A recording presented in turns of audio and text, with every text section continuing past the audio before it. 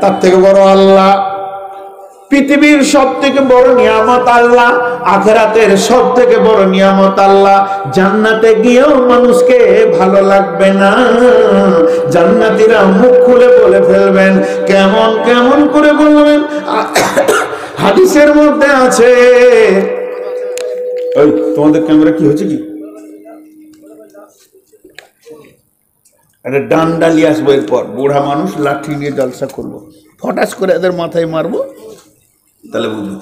যখন মানুষ জান্নাতে চলে যাবে, জান্নাতের ফল ফ্রুট খাওয়া, জান্নাতের আপনার কিনা সারাবান তাহুরা, সেখানে থাকবে কুলকুল করে নদী, জান্নাতের সমস্ত নিয়ামত কমপ্লিটলি পেয়ে যাবে, কোনোটা বাদ যাবে না। এই অবস্থায় রব জিজ্ঞেস করবে, হে আমার জান্নাতি মেহমান, আমার জান্নাতের ভিতরে কোন ত্রুটি পেয়েছো কি? তোমাদের কিছু অভাব পড়েছে কি? এত সুখের ভিতরে জান্নাতীরা রবকে বলবেন, ও আমাদের রব, ওরে আমাদের মাবুদ, যাকে জীবনে দেখলাম না, শীতের রাত্রিতে মসজিদে গিয়ে উপর হয়ে পড়েছি, যাকে চোখে দেখলাম না, দাড়ি ওজন করেছি তার ভয়ে করেছে, যাকে চোখে দেখলাম না, পরের জমিতে মাল চুরি করিনি, যাকে চোখে দেখলাম না, এত ভয় করে করে চললাম, জান্নাতে সব পেলাম, সে রবের দিদার বাকি রয়েছে। এই রবের দিদারটাই হলো আজরুন কবীর, সব থেকে বড় উপহার। অতএব যারা সফল কাম হতে চাইবে, তাদের এক নম্বরে গুণ হবে কি? আল্লাযীনা ইউমিনুনা বিল গায়বি। রব্বুল আলামিনের নবী মুহাম্মদ রাসূলুল্লাহ সাল্লাল্লাহু আলাইহি ওয়াসাল্লাম হযরতে হারিস রাদিয়াল্লাহু তাআলা আনহুকে ডাকলেন, ডেকে বলেন, হারিস রে, তোমার ঈমানের খবর বলো।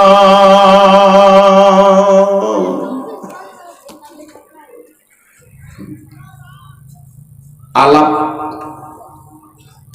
আলাপ বুঝেন? আলাপ, আরে হ্যাঁ না বলে না? আমাকে হয়তো বললেন একটু আলাপ করবো, আসেন। আপনার বাড়ি, আপনার ঠিকানা, গ্রাম, বর্ধমানে কি চাষ বেশি হয়? চাষিদের আলাপ চলে যখন ফোনে, দেখবেন বাইরে পানি নাই, সব শুকিয়ে গেল, ফসল ভালো হচ্ছে না।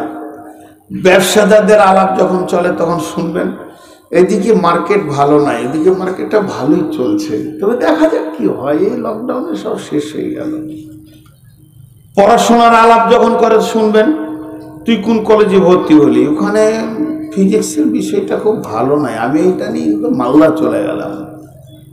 এগুলোকে বলে আলাপ।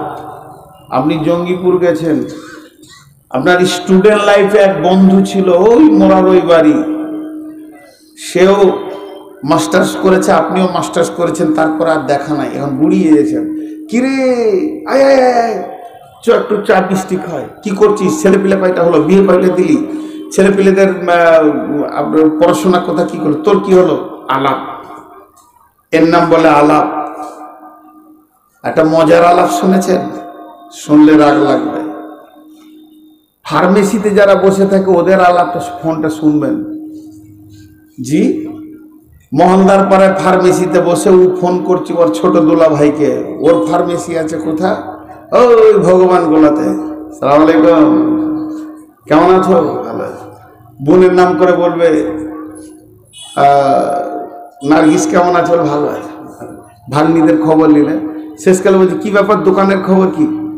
চলছে না, খদ্দের কম। ই তখন বলবো, আমাদের দিকে ভাইরাস ঢুকেছে, চলছে, ভালোই চলছে, শালা এমন লোক ঢুকেছে, প্রতিদিন বেচা কেনা ভালো, তুমিও দোয়া করো যেন ভাইরাসটা ওই দিকে যায়। এদের আলাপ আলাদা। ডাক্তারদের আলাপ যদি শুনেন তো মাথা খারাপ হয়ে যাবে। করোনাটা কমে গেল রে, বাজার কমে গেল। অনেক আলাপ কথা আপনাদের সামনে বললাম, তেমনি মৌলানাদেরও আলাপ আছে, আমাদেরও আলাপের কম নাই। কি ব্যাপার রে, কোন মাদ্রাসায় আছিস? বলে বাবুপুরে। সালা সেক্রেটারি গান জ্বালিয়ে দিলে বে, মনে করছি সোলেডাঙ্গা চলে যাবো, তো সোলেডাঙ্গে কি হরিদাস বসে আছে, সে ওই রকমই। এইভাবে ইমামের আলাপ। একে বলে আলাপ। এবার চলেন ফিরে যাই। এতগুলি আলাপের কথা কেন বললাম? তার একটাই কারণ, সাহাবা রাদিয়াল্লাহু আজমাইনদের ভিতরেও আলাপ চলতো। মনে করলেন দুটি সাহাবীর নাম করে বলছি, এটা হাদিসে আছে, বুখারীতে আছে তা নয়, বুঝানোর জন্য দুইটি সাহাবীর নাম ধরে বলছে। হযরতে জাবেরের সঙ্গে জুবাইরের দীর্ঘদিন পর দেখা, দুইজনে বসলো, ভাই চলেন একটু খেজুর পানি খেয়ে নি। এবার আলাপ শুরু হলো, ভাই কেমন আছেন? আসসালামু আলাইকুম। ওয়ালাইকুম সালাম। কেমন আছেন? ভালো আছি। আপনি কেমন আছেন? ভালো আছি আলহামদুলিল্লাহ। হ্যাঁ ভাই আবু হুরায়রা, তোমার মা কেমন আছে? মানে মা তো ইন্তেকাল করেছে, ইন্না লিল্লাহ। ভাই আবু যার, তোমার মা কেমন আছে? মা ভালো আছে, আব্বা ভালো আছে। কৌশল জেনে নেওয়ার পর তারপরে ওরা কাজ কি শুরু করতো, ওদের আলাপ শুরু হতো, তোমার ইমানের খবর কি? আবু হুরায়রা বলতো, চোখের পানি ছেড়ে দে ভাই রে, নামাজ পড়ছি তো মাঝে মাঝে মনটা বেরিয়ে চলে গেছে, আল্লাহর খেয়াল আসছে না, মনে হচ্ছে যেন ঈমান দুর্বল হয়ে গেছে, আমার ঈমান ল্যাংড়া হয়ে গেছে। তখন জাবের জুবাইর আবু হুরায়রাকে বলছে, ভাই রে তোর তো তাও দুইবার মনে পড়ে, আমার যে জাহান্নামের খেয়ালটা আর আসছে না। রসুলের মজলিসে বসলে, রসুলের চেহারা দেখলে অঝোর নয়নে কাঁদছি, সরে গেলে আর মনে থাকছে না। ভাই ইমানের দুর্বল হয়েছে তাদের। এক কথাই যেটা আমি বুঝাতে চাইছি, ইমানের আলাপ চলতো। এই চলতে চলতে এক সময় বলতো, চলো ইমানটাকে একটু রিচার্জ করে নি। তাহলে ই যতগুলি হাদিস জানে, ই যেমন করে রসুলকে দেখছে, উইও অতগুলি হাদিস জানে, উইও অত ওইভাবেই রসুলকে দেখছে। তবে একজন গায়েবের খবর বলতো, আর একজন সাক্ষী দিত, চোখের পানিতে দুইজন কাঁদতো। একজন বলতো আল্লাহ আছে, আর একজন বলতো বেশক আল্লাহ আছে, তুমি ঠিক বলেছো। একজন বলতো কবরের আযাব হবে রে ভাই, তো যে শুনতো সে বলতো নিশ্চয়ই কবরের আযাব হবে রে ভাই আমার, কি করে কবর থেকে বাঁচবো। এইভাবে আলাপ হতো।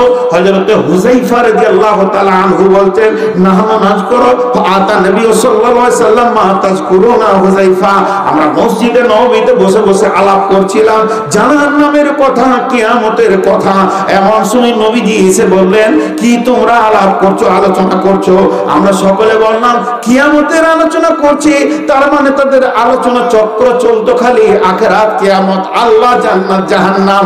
এর জন্য তাদের হৃদয়ে আল্লাহ অতটাই জায়গা পেয়েছিল, আমাদের হৃদয়ে ব্যবসাতে যতটা জায়গা হয়ে গেছে, এই তাদের হৃদয়ে জান্নাত জাহান্নাম অতটা পৌঁছিয়েছিল।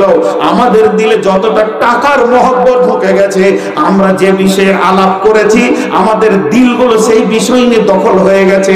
তাদের ওই বিষয়ে আলাপ ছিল, এই জন্য তাদের দিলগুলি ওই বিষয় নিয়ে দখল হয়েছিল, পরিপূর্ণ ছিল, ফাঁক ছিল না। তাই আল্লাহর নবী একটা সাহাবীকে ডাকলেন, সাহাবীটার নাম হলো হযরতে হারিস। আর হারিসকে কাছে ডাকার পরেই বিশ্ব নবী প্রথম শব্দটা ছুড়ে দিলেন, হারিস রে তোমার ইমানের খবর বলো।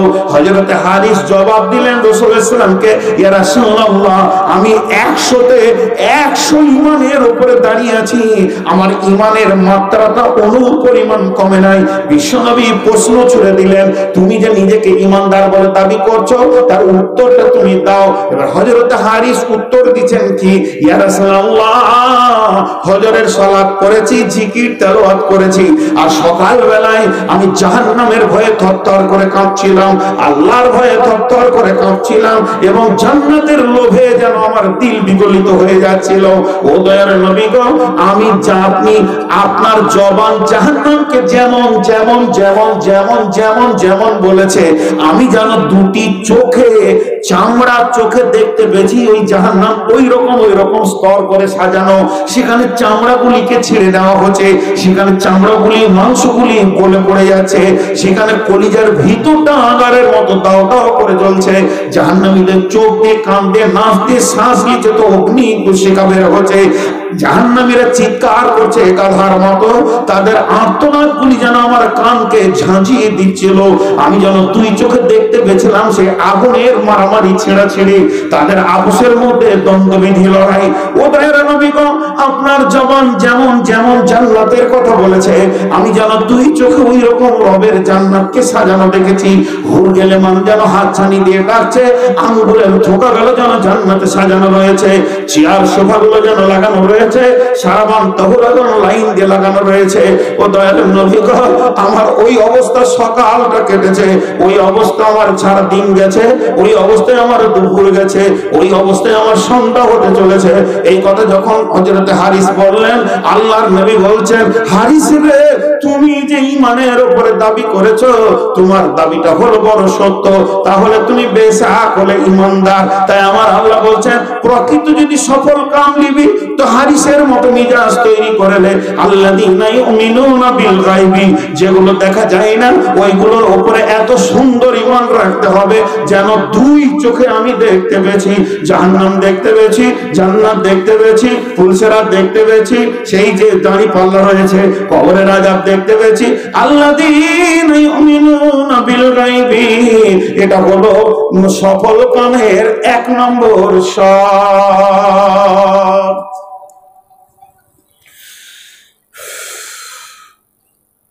নাম্বার 2, ওয়ায়ুকিমুনাস সালাতা, সফল কামওয়ালারা নামাজি হবে। বেনামাজি ইমানদার নয়, ইমানদার বেনামাজি নয়, বেনামাজি ইমানদার নয়, ইমানদার বেনামাজি নয়, বেনামাজি ইমানদার নয়, নামাজি বেঈমান নয়। মাদ্রাসার কালেকশন তো হবেই। মাঝে একটা ছোট্ট কথা বলে নি,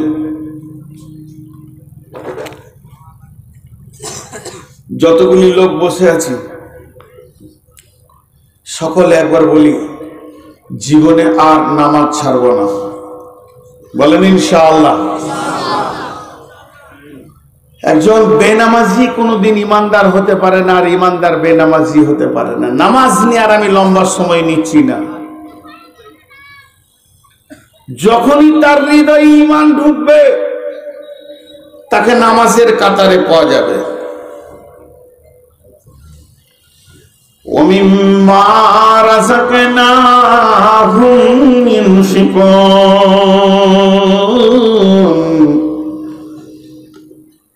সফল কামওয়ালাদের 3 নম্বরে গুণ হবে নিজের রক্ষিত উপার্জিত সম্পদ থেকে আল্লাহর রাস্তায় দান করবে। আপনারা ভাবিয়েন না যে আমি কালেকশনে লেগে গেছি, তফসির শেষ করব তারপরে কালেকশন। হ্যাঁ, আর আমাকে চিঠিও দিতে হবে না কালেকশনের, ওটা মাথায় আছে। এই দানের কথা বলেছি, যে বখিল হবে ও এখন উঠবে, ও মনে মনে ভাববে তাহলে কালেকশন হবে, আমি তো পয়সা দেবো না, তো ঘর যাই। জি না, তফসিরটা শেষ পর্যন্ত শোনেন।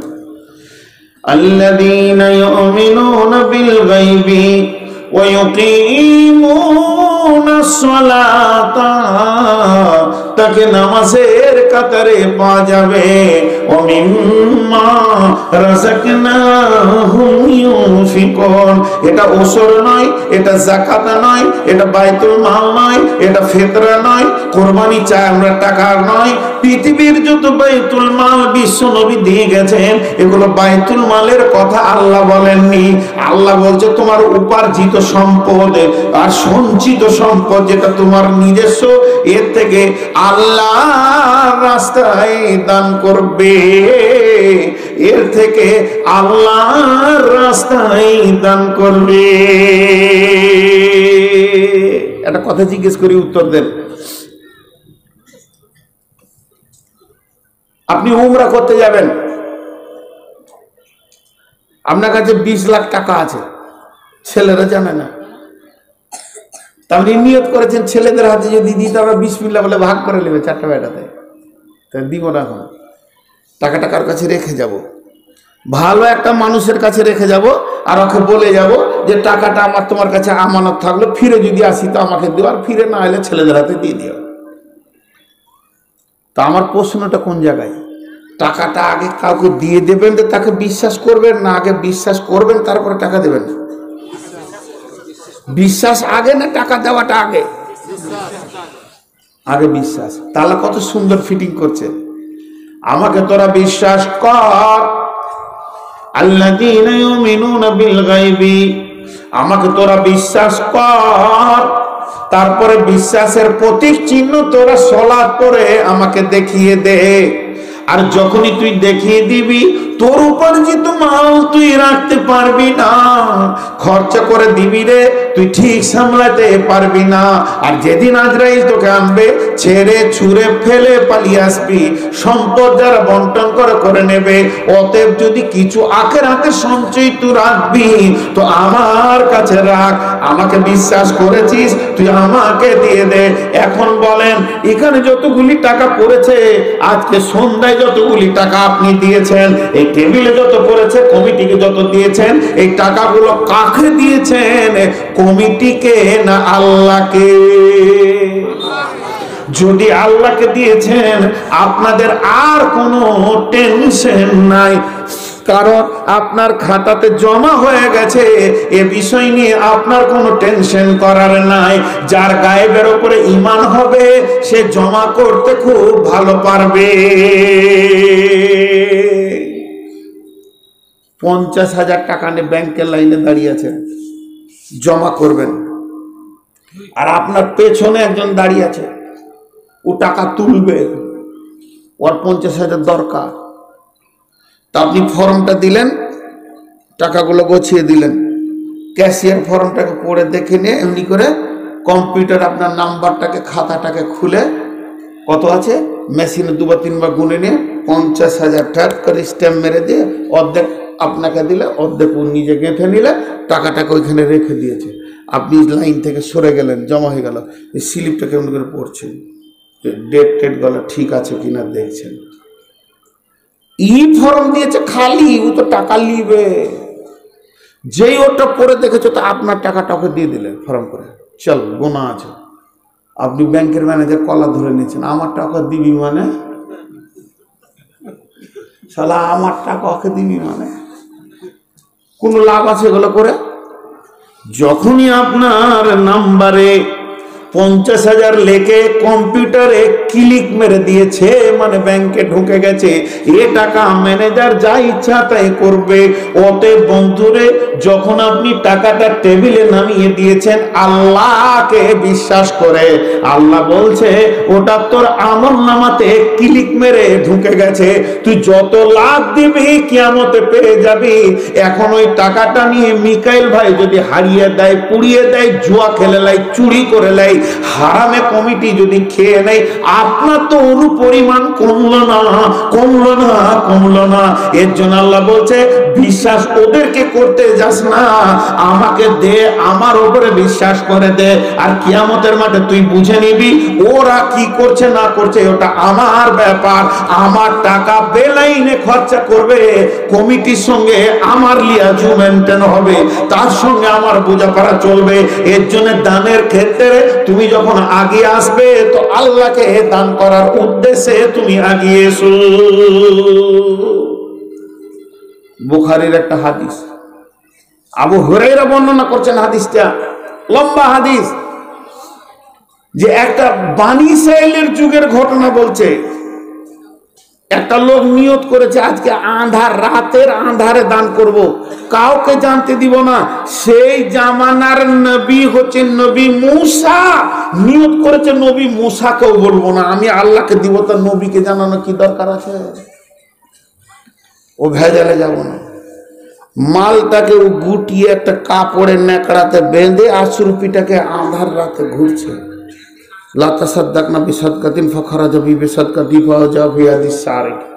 হাদিসে আছে, লম্বা হাদিস, এমনি করে আঁধারে যেতে যেতে একটা যুবককে চুপকে ফেলে দিয়ে গামছাতে মুখটা ঢেকে নিয়ে গুলকিতে পালিয়ে গেল। দান করবো, আল্লাহকে দিব, লোককে কেন জানাবো? আসবাহু ইয়াতাহাদ্দাসুনা তুসাদ্দিকাল লাইলাতা আলা সারিকি। সকালবেলা যখন হয়েছে, চায়ের দোকানে, পানের দোকানে, পুরীর দোকানে, যেখানে 5টা লোক বসে আছে, খালি আলোচনা চলছে। ওরে ভাই রে, খবর শুনেছিস কি?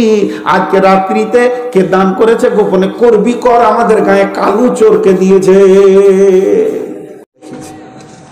এখন দান করনে वाला বলছে আল্লাহুম্মা লাকাল হামালা সারিকে, ই তো মসজিদে গিয়ে মাথা ঠুকে কাঁদছে আর বলছে আল্লাহ তোর প্রশংসা, তোর চোরের প্রশংসা। দানটা কি কবুল হবে না রে? আচ্ছা, আজকে আরেকবার দেখি, ফের ওরকম মারলেও ঘুরছে, ঘুরতে ঘুরতে ঘুরতে ঘুরতে বলছে আজকে বেটা ছেলেকে দিব না, বেটি ছেলেকে দিব, মেয়েকে দিব। একটা মেয়েকে চৌমুহনী রাস্তাতে পেয়েছে, যে কোন দিকেও হেঁটে যাচ্ছিল, ওর কোলে আঁচলে মালটা ফেলে দিয়েছে, ফেলে দিয়ে গোপনে লুকিয়ে গেছে। যখনই সকালবেলা হয়েছে, আবার টান টানান টান টানান টান বাজছে, গোটা গায়ে যেন একটাই খবর বাজছে, ওরে কোন দাতা এসেছে রে দুনিয়াতে? প্রথম দিন দিয়েছে চোরকে, আজকে দিয়েছে বেশ্যাকে। তুসাদ্দিকাল লাইলাতা আলা জানিয়া। এখন ই তো একা জানছে যে মালটা আমি করছি, যে করছি ও এখন আল্লাহর কাছে কাঁদছে, আল্লাহ তোর প্রশংসা, আল্লাহ একদিন চোর একদিন বেশ্যা। আচ্ছা, দান দান 3 দান। আর একবার দেখা যাক মালটা কার হাতে পড়ে। খুব কাঁদছে আর বলছে আল্লাহ আজকে যেন ঠিক জায়গায় পড়ে যায়। ওই রকম আন্ধারে ঘুরতে ঘুরতে ঘুরতে ঘুরতে এক বুড়াকে দিয়েছে, চৌমুহনীতে খক খক করে কাশছে, আর হাঁটু মাটু নিয়ে লাড়ু সাড়ু হয়ে বসে আছে। যৌবন নাই যে জেনা করবে, আর ক্ষমতা নাই যে চুরি করবে, ওকেই দিয়েছে তাকবাক করে। সকালবেলায় আবার হইচই এর নাই, হায় রে আল্লাহ রে, প্রথম দিন দিয়েছে চোরকে, দ্বিতীয় দিন দিয়েছে বেশ্যাকে, আর তৃতীয় দিন দিয়েছে এলাকার সব থেকে বড় লোক ধনী হাড়কিপে বকিলকে। ভেজাল চড়ে গেল মাথার উপরে, আর রক্ত থামে না, কাঁদতে শুরু করলে আল্লাহুম্মা লাকাল হামদ আলা সারিকে ওয়ালা জানিয়া ওয়ালাল গানি। ও দয়াল মাবুদ গো, তোমার রব, তোমার প্রশংসা, তোমার চোরের প্রশংসা, তোমার গানির বড়লোকের বখিলের প্রশংসা, বেশ্যামের প্রশংসা। ফাউতিয়া কিলা লাহু শব্দটা এসেছে, আল্লাহকে শোনালো। কিভাবে শোনালো আর কিভাবে সে জানলো সেটা আল্লাহ জানে, আল্লাহর গোলাম জানে। আল্লাহ ওই বান্দাকে বলছে, বান্দা রে, তোর ইখলাসের কারণে, তোর নিয়তের কারণে, তোর গভীরতার কঠিন জলাময় নিয়তের কারণে তোর মালটাতে এমন রিয়াকশন ছিল যে আমি আল্লাহ তোর 3 দিনের দানকে কবুল করেছি। সুবহানাল্লাহ। শুধু আমি কবুল করি নাই, তোর ওই টাকা দিয়ে আমি 3 জনকে হেদায়েতের রাস্তা দেখিয়েছি। ওই চোরটা যখন টাকাটা পেয়ে গেল, রাতের আঁধারে গভীর রাতে সে উঠে বিছানা থেকে উজু করে 2 রাকাত নামাজ পড়ে সে তরতর করে কাঁদছে আর কাঁদছে, আল্লাহর কাছে কাঁদছে আর বলছে, ও মাবুদ গো, এলাকার লোক আমাকে চোর বলে জানে। ও মাবুদ গো, পৃথিবীর কোন ভালো লোক আমার সঙ্গে উঠা বসা করে না। ও দয়াল মাবুদ রে, এলাকার মৌলবি, মুফতি, মুহাদ্দিস, ডাক্তার, মাস্টার আমাকে কাছে নেই না। আমি ভেবেছিলাম তোমার দরবারেও আমার স্থান নাই, কিন্তু আজকে আমি ভেবে দেখলাম তুমি আমাকে কত ভালোবাসো। বিনা চুরিতে, বিনা মেহনতে আমার ঘরে তুমি খাবার ভরে দিয়েছো।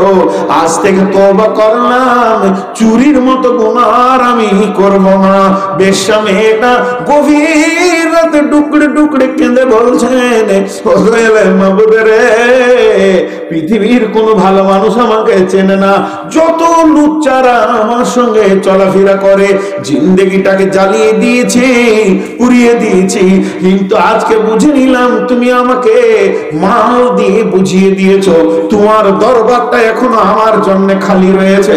তুমি আমাকে ভালোবাসো ও মাবুদ রে, আর জীবনে বেশ্যাগিরি করব না, মরে যাব তাও ভালো, এ পাপে আর যাব না। আমি তওবা করছি। বড়লোক বখিলটা বলছে মাবুদ রে, এ মাল আমার কি দরকার আছে, পরের বাইতুল মাল, তবে আমি মাল দান করি না, তারই জন্য আমার ঘরে তুমি ভরে দিয়েছো। আজ থেকে তওবা করছি, জীবনে আর কোনোদিন বোখালুতি করব না। যাকাত দিব, ওসর দিব, ফিতরা দিব, তিনজনকে হেদায়েত দিলাম, তোমার মাল আমি গ্রহণ করলাম। তাই আল্লাহ তাবারক ওয়া তাআলা বলছেন, সফল কাম নিবি তার তিনটে গুণে গুণান্বিত প্রথমে হয়ে যা। আমাকে না দেখে তুই বিশ্বাস করে নে, এবং নামাজের কাতারে দাঁড়িয়ে যা, এবং যা কিছু দান করবি আমার নামে তুই দান করে যা। কয়টা হলো? জ্বলেবেন, কয়টা হলো?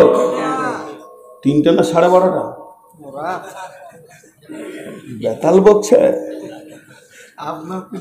এমন কথা বলছেন না,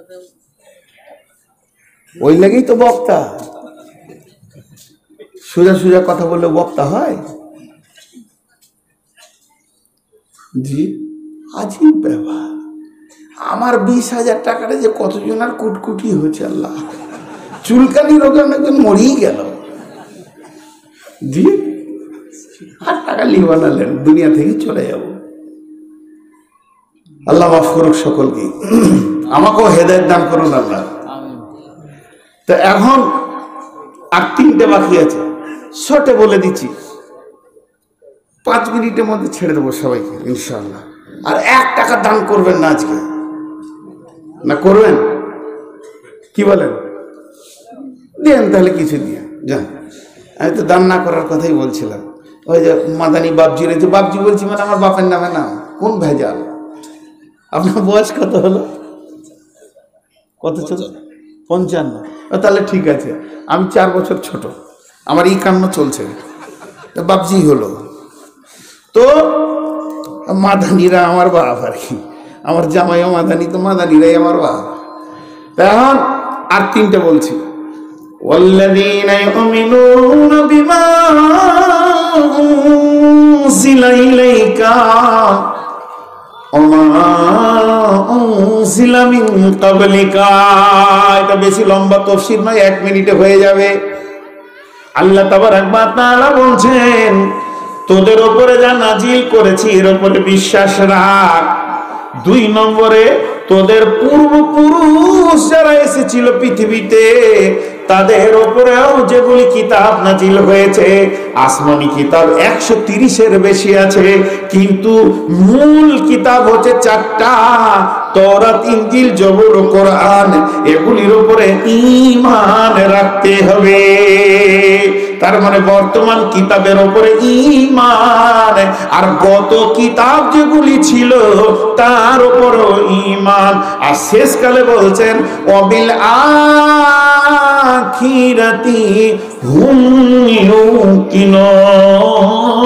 কঠিন আখিরাত যেটা রয়েছে, মরার পরে জীবন, এর উপরে দৃঢ় বিশ্বাস রাখতে হবে। যতগুলি লোক বসে আছেন, আল্লাহর রাস্তা দিয়ে বলছি, উঠিয়েন না। নূর মোহাম্মদ কারো বুকে ছুরি মেরে টাকা নিবে না, হয়তোবা চাবে ভাই দেন বলে, মন গেলে দিবেন, না মন গেলে দেবেন না, মজলিস খারাপ করিয়েন না। একসঙ্গে দোয়া পড়ে উঠবো, আমার রব আমাদের উপরে খুশি হবেন। সকলে বলেন ইনশাআল্লাহ। আমি হার্ডলি আপনাদের কাছে 10 থেকে 12 মিনিট আছে, একসঙ্গে উঠবো ইনশাআল্লাহ। সকালে বলেন ইনশাআল্লাহ। কে কে পালাবেন তার আগে? একটাও হাত উঠে নাই, মাশাআল্লাহ, খুশি হলাম। 10 থেকে 12 মিনিট। তাহলে 6টা গুণ আমি বলে দিলাম, কারণ এইগুলোর ব্যাখ্যা আখিরাত ওই দিকে হয়েই গেছে। তো আখিরাতের উপরে ইয়াকিন রাখবে। ইয়াকিন হচ্ছে দৃঢ় বিশ্বাস। এবার গুনিয়ে এলেন, আল্লাহর উপরে না দেখে ঈমান, নামাজ পড়বে, দান করবে, নাজিলকৃত কিতাবের উপরে ঈমান রাখবে, পূর্বে নাজিলকৃত ঈমানের উপর কিতাবের উপরে ঈমান রাখবে, আর আখিরাতের উপরে দৃঢ় বিশ্বাস করবে। আল্লাহ এই 6টা গুণে যাদের ভিতরে গুণান্বিত হয়ে গেছে, এই 6টি গুণ যার ভিতরে পাওয়া গেছে, ওই লোকগুলিকে আল্লাহ বলছেন, আমি বললাম ওই লোক, আর আল্লাহ বলছেন উলাইকা। আমি বললাম ওই লোক, আল্লাহ বলছেন উলাইকা, আর আল্লাহ যেটা উলাইকা বলছেন ওটাই হলো ওই লোক। সকলে একবার মহব্বতের সঙ্গে বলি উলাইকা, জোরে বলেন উলাইকা আলা হুদাম মির রাব্বিহিম। তারা রয়েছে তাদের রবের হেদায়েতের রাস্তাতে, তারা পথভ্রষ্ট হয়নি, তারা পথকে সাইড করে দেয়নি, তারা বেলাইন হয়ে যায়নি, তারা রয়েছে তাদের রবের রাস্তাতে। জোরে বলেন ওয়া উলাইকা হুমুল মুফলিহুনটা জোরে বলেন ওয়া উলাইকা হুমুল মুফলিহুন। আমার আল্লাহ বলছেন ওরাই সফল কাম হবে।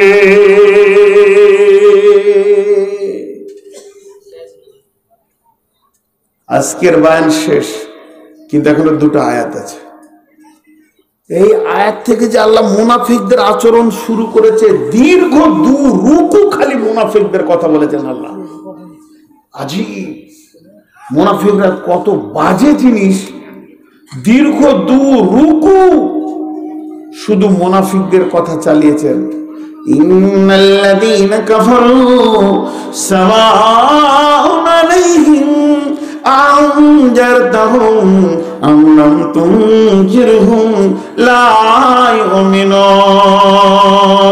তার মধ্যে যারা কাফের রয়েছে তাদেরকে আপনি যতই বুঝান চাই না বুঝান, মেহনত করেন চাই না করেন, তারা কোনদিন ঈমান আনবে না। যারা বলেন তারা কোনদিন ঈমান আনবে না। খতামাল্লাহু আলা কুলুবিহিম ওয়া আলা সামইহিম গিশাওয়াতু ওয়া লাহুম আযাবুন আযীম। খতামাল্লাহু আলা কুলুবিহিম ওয়া আলা সামইহিম ওয়া আলা আবসারিহিম গিশাওয়াতু ওয়া লাহুম আযাবুন আযীম। আল্লাহ তাবারাক ওয়া তাআলা তাদের দিলগুলোকে মোহর মেরে দিয়েছে, চোখে পর্দা দিয়ে দিয়েছে, কানে মোহর পড়ে গেছে, তারা কোনদিন ঈমান তো আনবে না। এদের জায়গা হবে ওয়ালাহুম আযাবুন আযীম, তারা ভয়ানক জাহান্নামে অবস্থান করবে। এর মাঝে একটা ছোট্ট কথা বলে নি, সে কথাটা কি? يخادعون الله والذين آمنوا وما يخدعون إلا أنفسهم وما يشعرون। এর তাফসীর অনেক আছে, বেশ বড় তাফসীর আছে, কিন্তু ছোট্ট একটা উদাহরণ দিচ্ছি আপনাদেরকে। আমি একটা গ্রামে হঠাৎ চলে গেলাম, যখন জালসা থাকে না তখন ওই তবলিগের কাজ করি, এ গ্রাম ও গ্রাম যাই, হঠাৎ যাই, লোকদেরকে ডেকে মাগরিব পরখানি বায়ান করি, বলি। একটা গ্রামে গেলাম তো প্রায় 100-150 লোক বসে গেল। আমি আগে ফোন করেছিলাম যে আপনাদের গ্রামে মাগরিব পর আমি কিছু বায়ান করব আর বেনামাজিদের কাছে যাব। তো বসে গেল, নামাজিটি বসলো, বেনামাজি এখন থাক। আমি ওনাদেরকে বললাম যে হ্যাঁ আপনারা যতটি লোক এই যে নামাজ পড়ে মাগরিব পর বসলেন, আপনারা তো 5 ওয়াক্তের নামাজি? তো বলছে হ্যাঁ 5 ওয়াক্তের নামাজি। মন দিয়ে শুনেন, এখানে ভেজাল একটা বিরাট লুকিয়ে আছে, আপনিও বুঝতে পারবেন, এখনই বুঝতে পারবেন প্র্যাকটিক্যালে। বলছে হ্যাঁ। তা আমি আপনাদেরকে ধরেন একটা করে কাগজ দিব আর কলম দিব, আর বিসমিল্লাহ বলে আপনি লিখতে শুরু করবেন। লিখবেন আরবি ভাষা কিন্তু বাংলাতে, আলহামদুলিল্লাহি রাব্বিল আলামিন, ভাঙাচোরা করি হোক, অক্ষরে ভুল হোক, লিখে গোটা নামাজের সূরা কটা লিখে আমাকে খাতা জমা দিতে পারবেন? 2 ঘন্টা টাইম দিব। মনে করেন পরীক্ষা হচ্ছে, আমি অন্য কিচ্ছু বলিনি, আল্লাহু আকবার, আসসালামু আলাইকুম রহমতুল্লাহ, আসসালামু রহমতুল্লাহ যতগুলো আছে লিখে দিতে পারবেন? চুপ করে আছে। কজন পারবেন? তো 8-10 জন হাত তুললো যে হ্যাঁ আমরা পারবো লিখে দিতে, বাকি পারলো না। কিন্তু দেখবেন কিছু লোক আছে এমনি করে বসবে,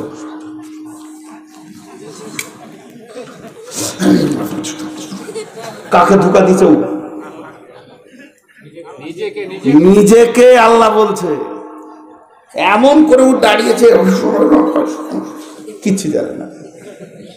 সারা জীবন 70 বছর এই ধোঁকাতে চালাইনি। আল্লাহ বলছেন এরা মুমিনকে আল্লাহকে ধোঁকা দিতে চায়, কিন্তু হালাকে তা নয়। যেদিন বিচারের দিন হবে রে, সেদিন অঙ্কে দেখবে আমি নিজে ধোঁকা দিয়েছি। এইভাবে পৃথিবীর বুকে অনেক কথা রয়েছে। ইউখাদিউন আল্লাহ ওয়াল্লাযীনা আমানু ওয়া মা ইয়াখদাউনা ইল্লা আনফুসাহুম ওয়া মা ইয়াশউরুন। বেকুফের দল। যতটি লোক বসে আছেন, আল্লাহকে সাক্ষী রেখে বলছি, মানুষকে সাক্ষী আমি রাখি না, রাখবো না। হাত দুটো ধরে বলছি, যারা আমার বয়সে ছোট আর যারা বয়সে বড় তাদের হাত দুটিই ধরে বলছি, 7টা মিনিট উঠিয়েন না। 7 মিনিট হয়ে গেলে আমি নূর মোহাম্মদ বলবো 7 মিনিট হয়ে গেছে। ধৈর্য ধরে বসেন। মা বোনেরা, চাদর আছে ওখানে? মা আমার, বোন আমার, খালা আমার, 1 সেকেন্ডের জন্য আপনি আমাকে নিজের বাপ মনে করেন নাই, বেটা মনে করেন, আমি আপনাদের কাছে হাত পেতে বেটি কিংবা মা বলে 500টা টাকা চাইছি।